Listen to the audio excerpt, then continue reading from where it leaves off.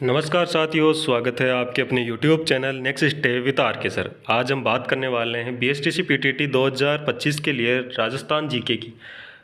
आज का सेशन शानदार होने वाला है, तो सेशन को लास्ट तक देखना। चैनल पर जो पहली बार आए वो चैनल को सब्सक्राइब कर लेना, बेल आइकन को प्रेस कर लेना कि ताकि आपको नोटिफिकेशन मिलता रहे।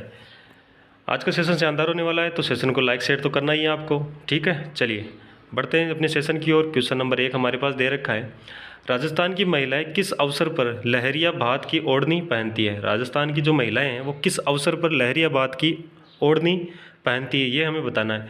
तो अगर ऑप्शन की बात करें तो यहाँ पर ऑप्शन दे रखा है, दिवाली पर, शिशु के जन्म पर, होली पर या तीज पर। ये लहरिया भात की ओढ़नी कब पहनी जाती है, तो वो पहनी जाती है तीज पर। ऑप्शन नंबर डी अपना राइट आंसर हो जाएगा। और तीज की बात करें तो ये तीज कब आती है, अगर बात करें तो ये आती है सावन शुक्ल तृतीया को। सावन शुक्ल तृतीया को मनाई जाती है। ठीक है, अगर बात करें तीज की तो ये कहाँ की प्रसिद्ध है, ये जयपुर की प्रसिद्ध है, जयपुर की प्रसिद्ध है। ठीक है, और इस दिन झूला कार्यक्रम भी होता है। ठीक है ना, चलिए आगे बढ़े नेक्स्ट क्वेश्चन की ओर। नेक्स्ट क्वेश्चन हमारे पास क्वेश्चन नंबर 2 दे रखा है। क्वेश्चन नंबर 2 क्या कह रहा है, देखो यहाँ पर, मुर्कियाँ शरीर के किस अंग पर पहना जाने वाला आभूषण है। जो मुर्कियाँ हैं वो शरीर पर किस अंग पर पहना जाता है, शरीर के किस अंग पर पहना जाता है। तो बात करें किस अंग पर पहना जाता है, तो ये पहना जाता है कान में। तो ऑप्शन नंबर बी अपना राइट आंसर हो जाएगा। ठीक है, मुर्कियाँ है ना बालिया जैसी ही होती हैं।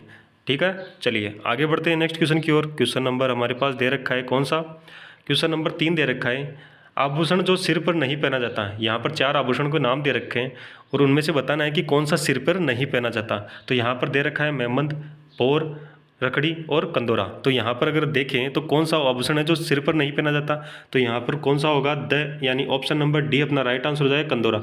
ये कहाँ पहना जाता है, तो ये पहना जाता है कमर पर, कमर पर पहना जाता है। ठीक है, कमर पर पहना जाता है, ये जो करदनी होती है उसी प्रकार का होता है। ठीक है ना, चलिए आगे बढ़ते हैं नेक्स्ट क्वेश्चन की ओर। नेक्स्ट क्वेश्चन हमारे पास दे रखा है क्वेश्चन नंबर 4, राजस्थानी तारा भात की ओढ़नी का पहनावा किसमें प्रचलित है। देखो यहाँ पर बताना है कि जो राजस्थानी तारा भात की ओढ़नी है, तारा भात की ओढ़नी का जो पहनावा है वो किस में प्रचलित है। तो प्रचलित किस में है, दलित महिलाओं में, जाट महिलाओं में, आदिवासी महिलाओं में या गुजर महिलाओं में। कौन सी महिलाओं में ये प्रचलित है, तो यहाँ पर बात करें तो कौन सी महिलाएं होगी, आदिवासी। ऑप्शन नंबर सी अपना राइट आंसर हो जाएगा। ठीक है, चलिए आगे बढ़ते हैं नेक्स्ट क्वेश्चन की ओर। क्वेश्चन नंबर हमारे पास दे रखा है कौन सा, 5वां नंबर, भारत के कुल भूभाग का कितना प्रतिशत भाग राजस्थान में है। जो बात करें तो भारत के कुल भूभाग का कितना प्रतिशत भाग है जो राजस्थान में है। तो यहाँ पर अगर राजस्थान के क्षेत्रफल की बात करें तो राजस्थान का क्षेत्रफल कितना है, तो वो है 3,42,239 वर्ग किलोमीटर, ये उसका क्षेत्रफल है। अगर हम बात करें किसकी प्रतिशत में, तो भारत के जो कुल भूभाग कितना प्रतिशत है, 10.41% है। ठीक है, तो यहाँ पर अगर हम देखें तो 10.41 एक ऑप्शन में दे रखा है, ऑप्शन नंबर ए अपना राइट आंसर हो जाएगा। ये राजस्थान जो भारत का है ना सबसे बड़ा राज्य है,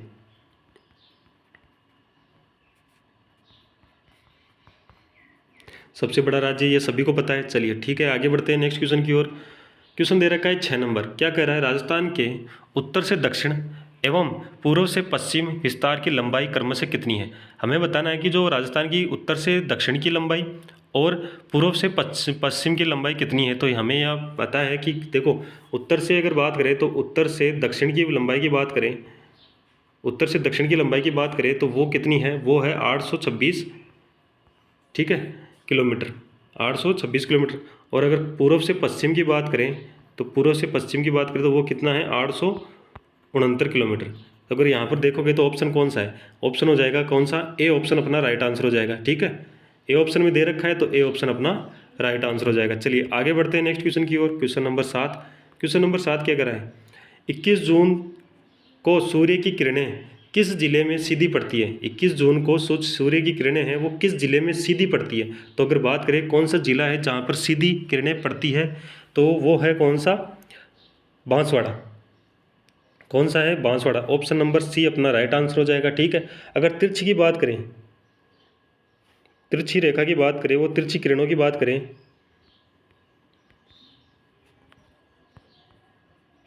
तिरछी किरणें कहाँ पड़ती है, तो तिरछी किरणें पड़ती है गंगानगर में। तिरछी रेखाएं कहाँ पड़ती है? गंगानगर में पड़ती है, या तिरछी किरणें कहाँ पड़ती है? गंगानगर में पड़ती है। ठीक है, क्यों पड़ती है? क्योंकि देखो ये जो गंगानगर जिला है ना, ये कर्क रेखा से सर्वाधिक दूरी पर स्थित है। ठीक है, इसलिए यहाँ पर तिरछी रेखाएं पड़ती हैं। चलिए आगे बढ़ते हैं नेक्स्ट क्वेश्चन की ओर। नेक्स्ट क्वेश्चन दे रखा है कौन सा? 8वां नंबर। क्या कह रहा है? निम्नलिखित कारकों में से कौन से राजस्थान की जलवायु परिस्थितियों के लिए जिम्मेदार है? देखो यहाँ पर 4 कारक दे रखे हैं। ठीक है, और उन चारों कारकों में से बताना है कि कौन से कारक हैं जिनकी वजह से जलवायु परिस्थितियों में के लिए जिम्मेदार हैं। तो अगर बात करें तो कौन से हैं? यहाँ पर ऑप्शन दे रखा है, भौगोलिक अवस्थिति, समुद्र से दूरी, उच्चावच लक्षण या वायुमंडलीय संचरण। ये चारों में से कौन से हैं जिनकी जिम्मेदार जलवायु परिवर्तन परिस्थितियों के लिए जिम्मेदार है? तो ये चारों के चारों सभी जिम्मेदार है, तो यहाँ पर चारों जिम्मेदार है, तो ऑप्शन नंबर बी अपना राइट आंसर हो जाएगा। ठीक है, चलिए आगे बढ़े नेक्स्ट क्वेश्चन की ओर। नेक्स्ट क्वेश्चन नंबर 9 दे रखा है, राजस्थान में सबसे सूखा हुआ जिला कौन सा है? अगर राजस्थान में बात करें सबसे सूखा हुआ जिला, तो आप सभी को पता है सबसे सूखा हुआ जिला कौन सा है? जैसलमेर है। ऑप्शन डी अपना राइट आंसर हो जाएगा। ठीक है, और अगर बात करें सर्वाधिक वर्षा वाले की जिले की, तो वो कौन सा है सर्वाधिक वर्षा वाला?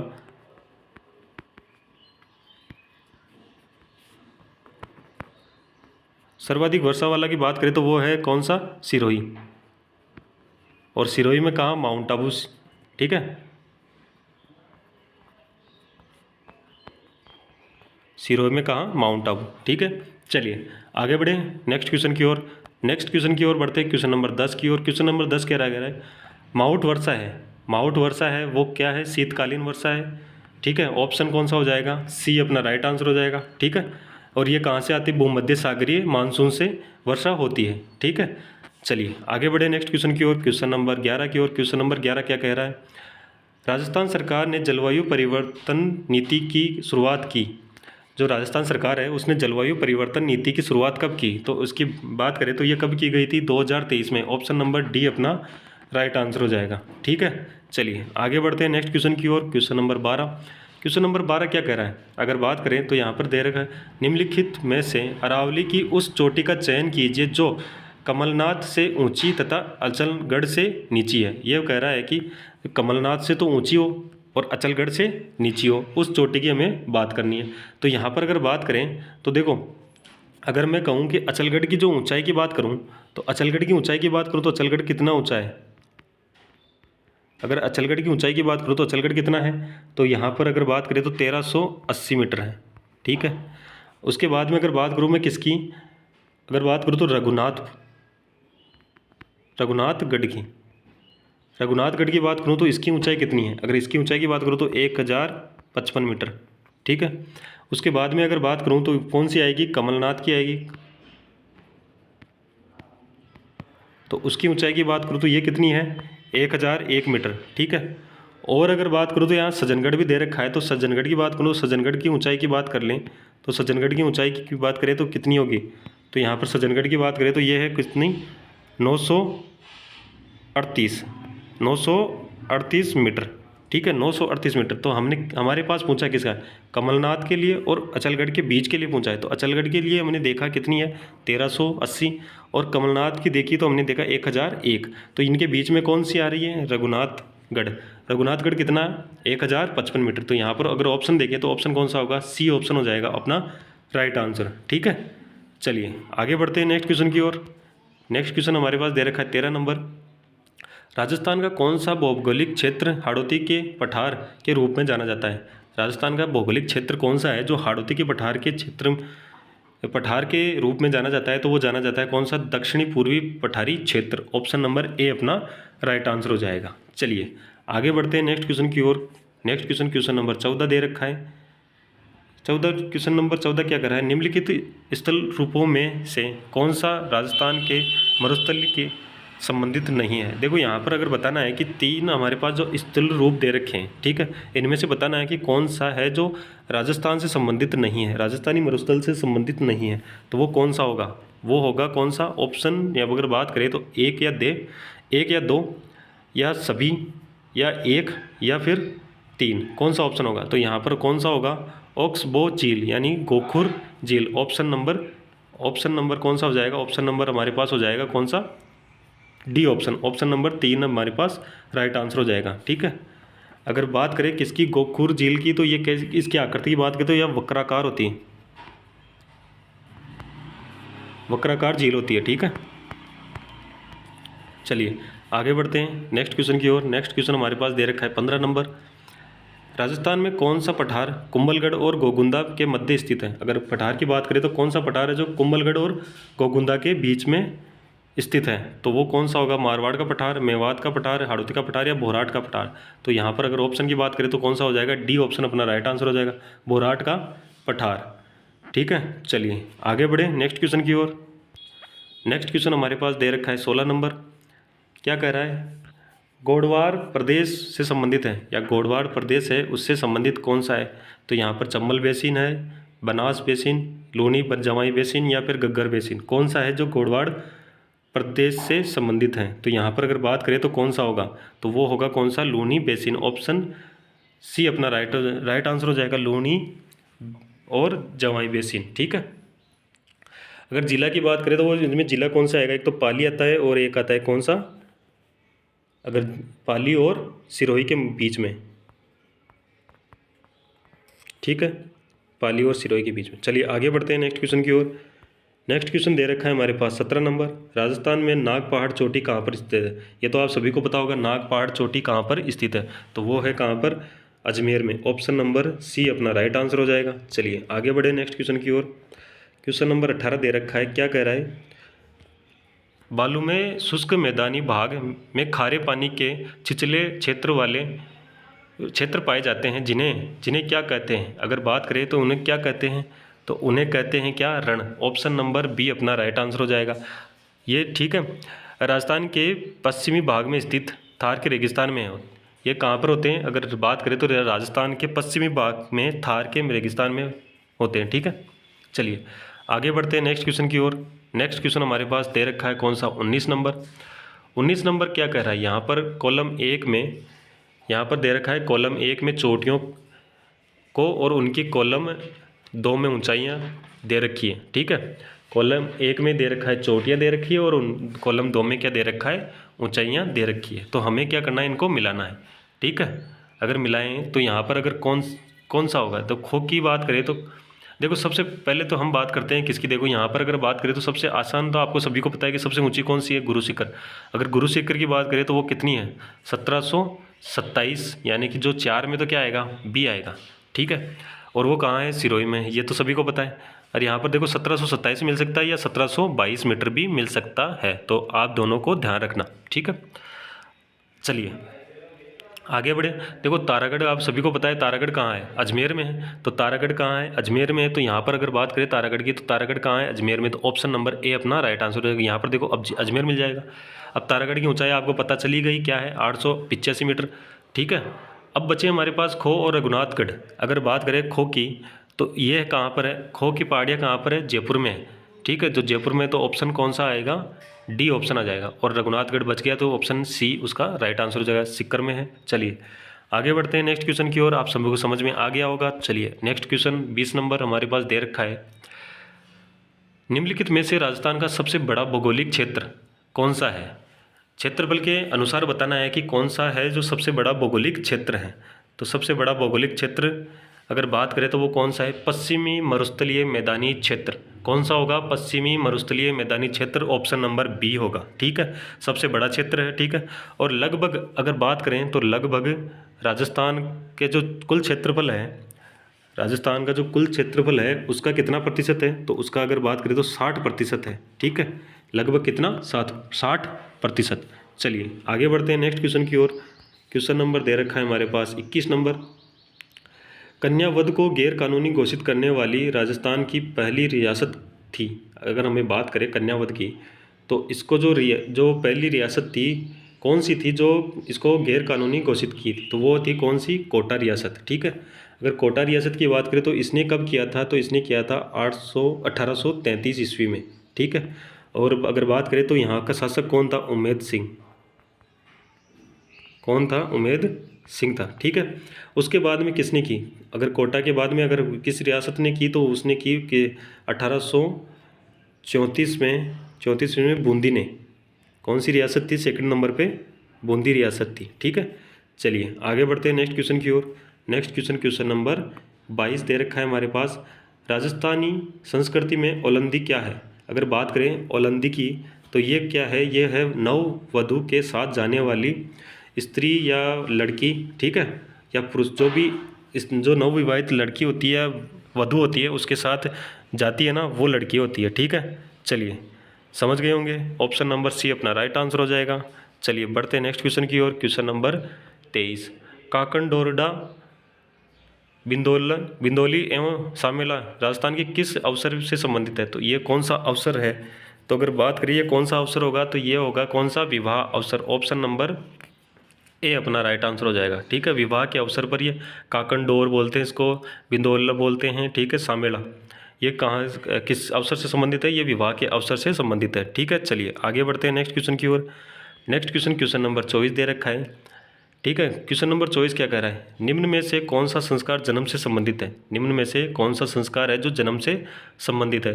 देखो बिंदौली और यहाँ पर दे रखा है सामेला, ये तो क्या है? विवाह से संबंधित। ठीक है, और ये जो मौसर दे रखा है ये है मृत्यु से संबंधित। और तो फिर बच गया कौन सा? जड़ूला, तो ये है जन्म से संबंधित। ठीक है, चलिए अगर बात करें तो इसको एक दूसरे नाम से भी जाना जाता है, चूड़ाकर्म के नाम से भी जाना जाता है। ठीक है, चलिए आगे बढ़ते हैं नेक्स्ट क्वेश्चन की ओर। नेक्स्ट क्वेश्चन हमारे पास दे रखा है कौन सा? 25 नंबर। क्या कह रहा है यहाँ पर? विवाह के समय वर पक्ष द्वारा वधु पक्ष को कपड़े व गहने दिए जाते हैं, जिन्हें निम्न में से क्या कहते हैं? तो उसे क्या कहते हैं? बरी पड़ला कहते हैं। ऑप्शन नंबर बी अपना राइट आंसर हो जाएगा। ठीक है, क्या कहते हैं? बरी पड़ला कहते हैं। चलिए आगे बढ़े। क्वेश्चन नंबर 26, गोवर्धन पूजा या अन्नकूट महोत्सव मनाया जाता है। गोवर्धन पूजा या अन्नकूट महोत्सव कब मनाया जाता है? ये हमें बताना है। तो ये कब मनाया जाता है? ये मनाया जाता है कार्तिक शुक्ल पक्ष में। ठीक है, ऑप्शन नंबर ए अपना राइट आंसर हो जाएगा। ठीक है, देखो अगर इसकी बात करें अन्नकूट महोत्सव की, तो ये भील जनजाति इस दिन क्या होती है? भील जनजाति क्या करती है? गरम चावल की लूट खेलती है। ठीक है, और अगर बात करें तो जो नाथद्वारा, राजसमंद में नाथद्वारा है, जहाँ श्रीनाथ जी के मंदिर में क्या होती है? 56 प्रकार के अनों का भोग लगता है। ठीक है, ये दो चीज़ें अब ध्यान रखने की है। आगे बढ़ते हैं नेक्स्ट क्वेश्चन की ओर। नेक्स्ट क्वेश्चन नंबर 27, राजस्थान का कौन सा स्थान होली पर्व के अवसर पर इलोजी की सवारी के लिए जाना जाता है? राजस्थान का कौन सा स्थान है जहाँ पर होली के अवसर पर इलोजी की सवारी के लिए जाना जाता है? तो वो जाना जाता है कौन सा स्थान? बाड़मेर। ऑप्शन नंबर बी अपना राइट आंसर हो जाएगा। ठीक है, अगर हम इलोजी की बात करें तो इनको मारवाड़ में छेड़छाड़ के लोक देवता के नाम से जाना जाता है। मारवाड़ में छेड़छाड़ के लोक देवता।